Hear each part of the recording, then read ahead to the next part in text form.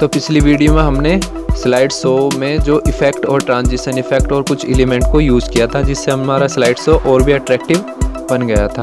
तो आज हम साउंड इफ़ेक्ट यूज़ करेंगे कि जो हमने स्लाइड शो बनाया था उसमें म्यूज़िक कैसे ऐड करें या मल्टी म्यूज़िक कैसे ऐड करें, या कुछ साउंड या वॉइस हमें रिकॉर्ड करनी है तो उसे कैसे रिकॉर्ड करेंगे वीडियो शो में। उसके लिए वीडियो शो ऐप ओपन करेंगे। ओपन करने के बाद हम अपने माई स्टूडियो पर जाएंगे और माई ड्राफ्ट पर क्लिक करेंगे और अपनी जो स्लाइड शो है हमारा उस पर एडिट पर क्लिक कर देंगे। तो ये हमारा स्लाइड शो रन हो रहा है। उसके बाद हम साउंड पर जाएंगे और म्यूज़िक जो फर्स्ट नंबर पर लिखा हुआ है इस पर क्लिक करेंगे।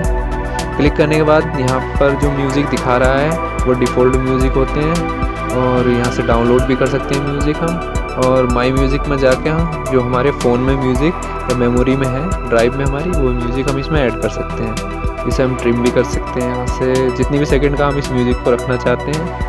मान लिया हमने इसे 11 सेकंड का रखा और ऐड म्यूज़िक पर क्लिक किया तो 11 सेकंड का ही ये इसमें ऐड हो चुका है। ऊपर जो दे रखा है ऊपर ओरिजिनल साउंड और ऐड म्यूज़िक, उसे हम कितना वॉल्यूम देना चाहते हैं। तो हम 100% यदि और उसे देना चाहते हैं अपना जो म्यूज़िक ऐड किया तो इधर ले जाएंगे साइड में और इसे 100% पर रहने देंगे। और अगर हम ओरिजिनल साउंड और ये थोड़ा थोड़ा रखना चाहते हैं तो इसे 50% कर सकते हैं। उसके बाद मल्टी म्यूज़िक पर क्लिक करेंगे और मल्टी म्यूज़िक में एक से ज़्यादा म्यूज़िक यहाँ ऐड किया जा सकता है।